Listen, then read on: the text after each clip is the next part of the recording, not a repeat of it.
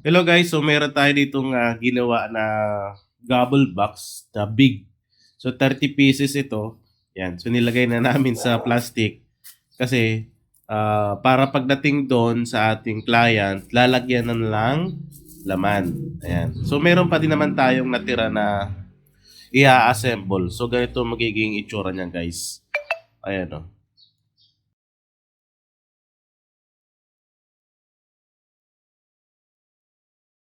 So napakadali lang 'to, isang buong A4 size tapos gugupitin mo na lang.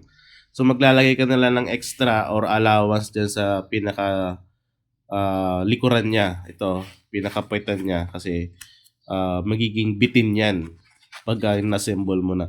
So magiging itsura niyan, ayan, 'di ba sakto. Kasi merong mga template ng gobble box na ano, bitin yung pinakapuwetan niya. So lalagyan mo na lang allowance. Okay? So buong A4 lang din naman yan guys. I-cut nyo na lang din pag na-print nyo na. Ayan o. Susundan nyo lang yung guide kung saan ikakat. So ano lang din to, manual cut lang. Ayan o.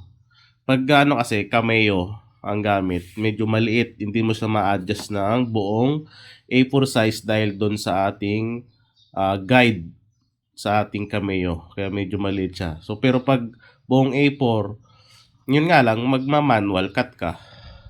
Ayan.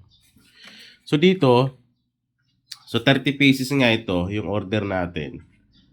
Ayan. So ito yung pinaka kabuuan niya. Ayan o. So pag natupi, magiging ganito itsura niya. Ayan. So malaki siya guys. Big gobble box. A4 size na photo paper. Okay? Sa mga nanonood, libre lang tong template natin para sa ating mga subscriber. At yung mga nakasubscribe sa ating website, madadownload nyo yan sa website natin, yung template natin. So, andun na lang yun. I-edit nyo na lang, lalagyan nyo na lang design. Okay? So, ito, pinirint ko siya sa aking L1 300 pigment ink. Okay? So, ito yung ating new magenta. Ang ating may issue na new magenta. Okay? So, pigment ink yan para sa mga nag-uumpisa lang, sa mga nagpiprint. Okay? So, kailangan, ang gagamitin nyo dyan ay pigment ink or kung wala ka naman pigment ink, pwede mo gamitin yung dye ink. Okay? So, wag lang yung sublimation ink. Depende yun. Maputla yung pag-print mo. So, dito, ito yung ginagamit ko talaga na photo paper, 200 GSM to. Dito ko yan piniprint sa aking L1 300. Hindi ako nagpiprint ng 200 GSM sa aking L3210 kasi nasisira yung feeder nun. Okay? Hanggat maaari, manipis lang ang isa lang sa printer para tumagal. Okay? So dito, ito yung gamit ko. No back print ito. 200 GSM. Nasa ano lang ito 40 plus 26 na. So, mura lang din siya. So, naubusan ako ng aking photo paper. So, gumamit ako ng alternate na photo paper. Ayan. So, dito lang din to nabili sa aming malapit na mall. Okay? So, makikita nyo, ayan o. Soho. Yan yung mall na malapit dito sa amin. So, 47 pesos lang siya. Sa 47 pesos, 26 na siya. Ang magagawa mo sa isang plastic na to ay 10 piraso. Kasi nga, dalawa yung gagamitin natin photo paper para mabuo natin yung gobble box. Diba? So, 20 pieces.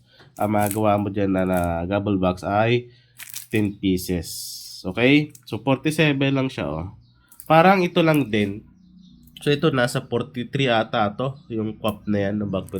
So, konti lang din ang diferensya. So, ano lang din siya, 180 GSM. So, 180 GSM, ganito siya. Wait lang. So, ganito. Ganito siya kakapal. Ayun, tamang-tama lang. Saktong-sakto lang. 180 GSM to Ayun, may brand yung ating back sa ating papel. So, ito naman yung 200 GSM mo. Parang wala namang pinagkaiba. Ang pinagkaiba lang nga, no backprint itong 200 GSM. Okay? So pag gagawa kayo, pag naubusan kayo ng photo paper, pwede kayo mag-alternate na ibang photo paper. Basta makapal. Wag lang masyado manipis. So ito yung ating unang sample. nagpa-change color or design yung ating client. So ito yung pangalawa. Ayan. Kumbaga ito yung pinaka final na. So kailangan natin gumawa ng sample para sa ating client para makapag-decide sila kung anong design yung ating gagawin pag maramihan na. Huwag kayong maggagawa ng sample pag na-print na. Kailangan bago kayo mag-print na marami sample muna, di ba? Para hindi sayang yung mga ipiprint natin. Okay? So isa pa, pag bumili kayo, ito, nung isang araw ata o nakahapon, yan. So nabusan ako ng double-sided tape. So ito kasi nilalagay guys sa ating gobble box pag nagawa tayo. So dito siya nilalagay sa, mapakita lang natin. Ayan. So dito siya nilalagay sa ating, ayan o, pag ididikit na natin. So sakto lang din yung nipis niya. Okay? So dito natin siya nilalagay gamit itong double-sided tape. So bumili na lang ako ng bundle. Mas mura to, mas makakatipid ka. Ayan o. Ato ata to 11 pieces or 12 pieces. So nasa 130 lang siya oh.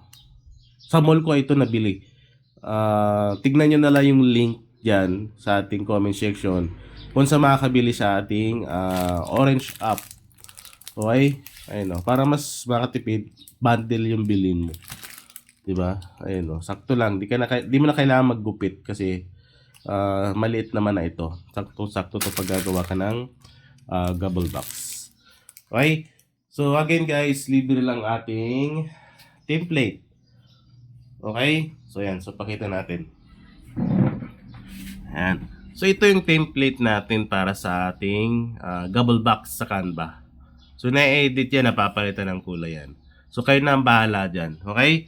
So libre lang yan para sa ating subscribers sa group, sa page at sa website natin. Andyan lang yan sa website natin. Nakapost lang yan sa website natin. Okay?